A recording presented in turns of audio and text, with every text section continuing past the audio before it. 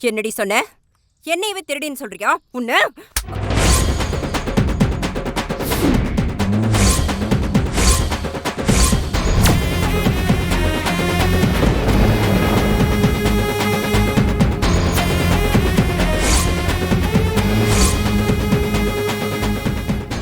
சிவாவோட அம்மாங்கிற ஒரே காரணத்துக்காகவே உங்க மேல சந்தேகம் இருந்தோம். அத நான் யார்கிட்டயும் சொல்லாம இருக்கேன். இல்லனா உங்க மேலயும் சந்தேகம் இருக்குன்னு எல்லார்கிட்டயும் சொல்லிருக்க முடியும். நான் உங்க மேலயும் சந்தேகப்பட்டு அதனால டாக்டருக்கு என் மேல மன கஷ்டம் வந்துடக்கூடாதுன்னதே நான் இந்த விஷயத்த யார்கிட்டயும் சொல்லல. நீ சொல்றத பார்த்தா நீ என்னமோ எனக்கு பாவம் பார்த்து எனக்கு வாழ்க்கை பிச்சை போட்ட மாதிரி இல்ல இருக்கு. இங்க பாரு, எசக்கியை எப்படி ஜெயில இருந்து வெளியே கொண்டு வரணும்னு எனக்கு தெரியும். அதே மாதிரி உன்னை எப்படி இந்த வீட்டை விட்டு வெளியே துரத்தணுங்கிறதும் எனக்கு தெரியும். என்ன பழி வாங்குறதா நினைச்சு மறுபடியும் தப்பு பண்ணி மாட்டிக்காதீய.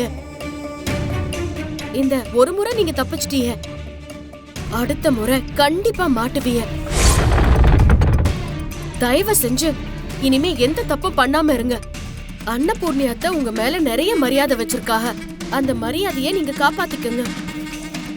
இல்லனா எசக்கிக்கு ஏற்பட்ட கதிதான் உங்களுக்கும் வரும். என்னடி என்ன?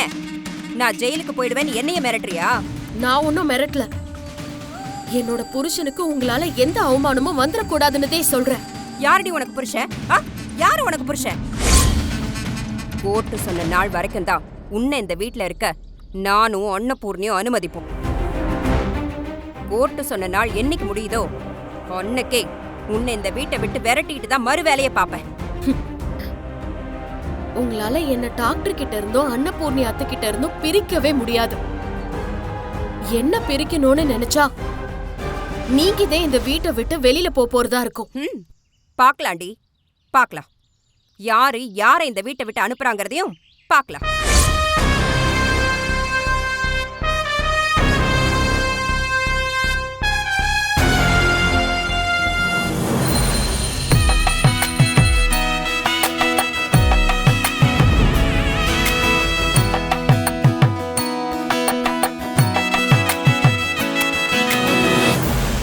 ஆரத்தி எடுத்துக்கோங்க.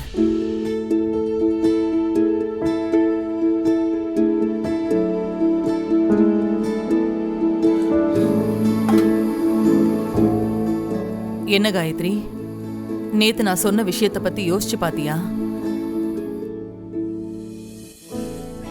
நல்லா யோசிச்சுட்டு ஒரு நல்ல முடிவா என்கிட்ட சொல்லு. நீ என்ன சொன்னாலும் அம்மா அதை நிறைவேற்றி வைப்பேன்.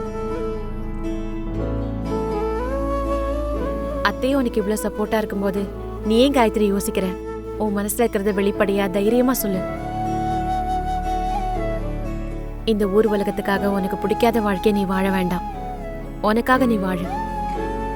ஒருத்தவன் கழுத்துல தாலி கட்டிட்டான்றதுக்காக அவன் உனக்கு புருஷனாகிட முடியாது. கண்டிப்பா நீ நேசிச்சவனோட வாழலாம். கண்டிப்பா அத்தை அதை நிறைவேற்றி வைப்பாங்க. காயத்ரியோட சம்மதத்தோட தான் எசிகேவா கழுத்தில் தாலியை கட்டினான். இருந்தாலும் காயத்ரிக்கு இந்த கல்யாணத்தில் விருப்பம் இல்லைன்னு தெரிஞ்சதும் அம்மா இந்த கல்யாணத்தை ஏற்றுக்கல. ஆனால் நான் பைரவிக்கு விருப்பமே இல்லாமல் அவள் கழுத்தில் தாலி கட்டின விஷயம் அம்மாவுக்கு தெரிஞ்சதுன்னா என்ன முடிவெடுப்பாங்கன்னே தெரியலையே.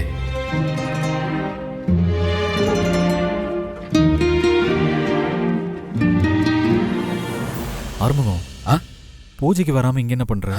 அது ஒன்றும் இல்லை சிவா, வா போலாம். சிவாவும் ஆறுமுகமும் எங்கம்மா? அங்கதான் அத்தை நிக்கிறாங்க. ஆறுமுகம், சிவா, இங்க வாங்க. வாங்கப்பா.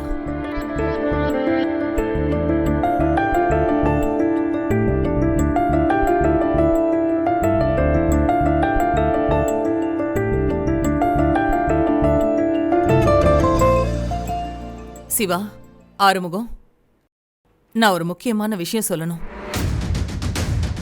சிந்து ரூம்ல இருந்து அம்மன் நகையை எசக்கி எடுத்துட்டு போய் பத்தர்கிட்ட உருக்க சொல்லி கொடுத்துருக்கான்.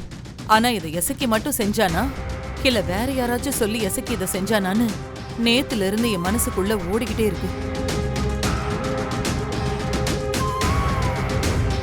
எசக்கி நகையை திருடினதுக்கு பின்னாடி வேற யாரெல்லாம் இருக்காங்கன்னு நீங்க 2 பேரும் கண்டுபிடிக்கணும். ஆமா பெரியமா, எனக்கும் அந்த சந்தேகம் இருக்கு. எசக்கி இந்த வேலையை தனியாலாம் செஞ்சிருக்க வாய்ப்பே இல்லை. யாராவது சொல்லி தான் இதை செஞ்சிருக்கணும். இதுக்கு பின்னாடி யாரெல்லாம் இருக்காங்கன்னு நாங்கள் கண்டுபிடிக்கிறோம். எசக்கிக்கு பின்னாடி நான் தான் இருக்கேன்னு தெரிஞ்சதுன்னா என்னையும் இந்த அன்னபூர்ணி ஜெயிலுக்கு அனுப்பிடுவாளே. இப்போ என்ன பண்றது? நான் சொல்லிதான் எசக்கி செஞ்சான்னு எசக்கி சொன்னாதானே இவங்களுக்கு தெரிய வரும். எசக்கி கண்டிப்பா என்ன காட்டி கொடுக்க மாட்டான். அம்மா, அந்த எசக்கியை தனியாக கூப்பிட்டு போய் 4 மிதி மிதிச்சான்னு வை, அவனே எல்லா உண்மையும் சொல்லிட போகிறான். அப்படிலாம் பண்ணாதீங்க. இந்த விஷயத்த நான் சஞ்சய் கிட்ட சொல்றேன். கண்டிப்பா விசாரிச்சு இதுக்கு பின்னாடி வேற யார் இருக்காங்கன்னு அவன் கண்டுபிடிப்பான். வெறும் அம்பு தான் எசக்கி. அவனை எய்தது யாருன்னு கூடிய சீக்கிரம் கண்டுபிடிங்க.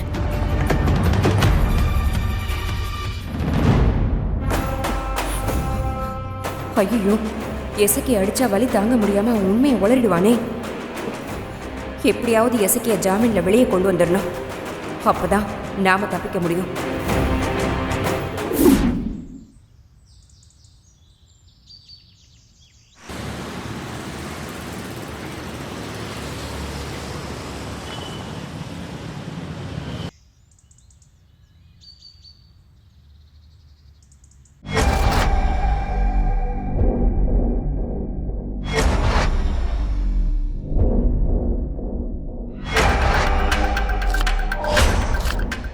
ஏமா, இசக்கி மாமா இனிமே இந்த வீட்டுக்குள்ளேயே வர முடியாதாமா? காயத்ரிக்கும் இசக்கி மாமாக்கும் நடந்த கல்யாணம் வேற செல்லாதுன்னு சொல்லிட்டாங்க. இப்போ என்னதாம்மா பண்ண போற? நிஜமாவே சிந்து ரூம்ல இருந்து நகையெல்லாம் இசக்கி மாமா தான் எடுத்துட்டு போனாரா? சேச்சா, அவெல்லாம் எடுக்கல. அந்த சிந்து போய் சொல்றா. எசக்கி எப்படி அப்படி ஒரு தப்பு பண்ணுவான்? நீ பண்ணலன்னு சொல்ற.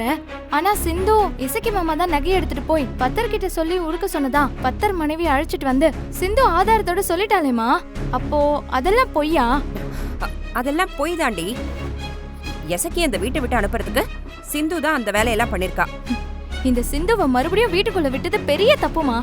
என்னைக்கு பொய் சொல்லி அண்ணனை கல்யாணம் பண்ணான்னு தெரிஞ்சதோ அன்னைக்கே அவளை இந்த வீட்டை விட்டு துரத்தி இருக்கணும். அவளை துரத்தாததுனாலதான் இப்ப இவ்ளோ பிரச்சனை. நீ சொல்றதும் சரிதான். எசக்கி இந்த வீட்டுக்குள்ள திரும்ப வரணும்னா சிந்து இந்த வீட்டுக்குள்ள இருக்கவே கூடாது. அவளை முதல்ல இந்த வீட்டை விட்டு அடிச்சு துரத்தணும்.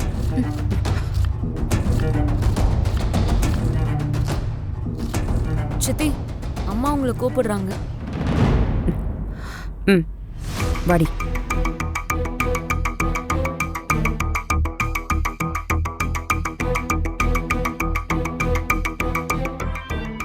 மகா, ரகுராம் அவன் குடும்பத்தோட லண்டன்ல இருந்து வந்துட்டானா?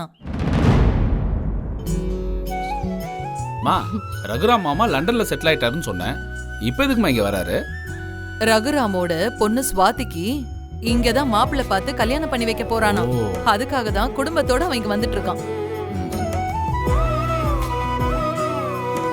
இங்க இருந்து ரகுராம் குடும்பத்தோட லண்டன் போகும்போது ஸ்வாதி கை குழந்தையா இருந்தா. இவ்வளவு வருஷம் கழிச்சு இப்பதான் அவளை பார்க்க போறேன். இவ்வளவு வருஷம் கழிச்சு என் தம்பி இங்க வரான். அவன் இங்க இருக்கிற வரைக்கும் அவனுக்கு எந்த குறையும் இல்லாம நாம தான் பாத்துக்கணும். மகா, இன்னைக்கு சமையல் தடபுடலா இருக்கணும். ரகுராமுக்கு என்னெல்லாம் பிடிக்குமோ அது அத்தனையும் செஞ்சு வச்சிரு. சரிங்கக்கா. சிவா, ஸ்வாதி வெளிநாட்டிலேயே படிச்சு வளர்ந்தவ. அவளுக்கு இந்த வீடு இந்த ஊரெல்லாம் பிடிக்குமான்னு தெரியல. அதனால நீதான் அவளை வெளியில கூட்டிட்டு போய் சந்தோஷமா பாத்துக்கணும். புரிஞ்சுதா? சரிங்க பெரியம்மா. மா, நீ ஒன்றும் கவலைப்படாதம்மா. ஸ்வாதிக்கு போர் அடிக்கிற மாதிரி இருந்துச்சுன்னா நான் நம்ம வயக்காடு தோப்பு துறவும் சுற்றி காட்டுறேன். நம்ம தோப்பு துறவெல்லாம் சுற்றி பார்த்தாலே அவங்களுக்கு நேரம் போகிறதே தெரியாது. டேய், அவளுக்கு இந்த வயக்காடு தோப்பெல்லாம் பிடிக்குமான்னு தெரியல. நீ பாட்டுக்கு அவளை கூட்டிட்டு போய் கஷ்டப்படுத்தாத.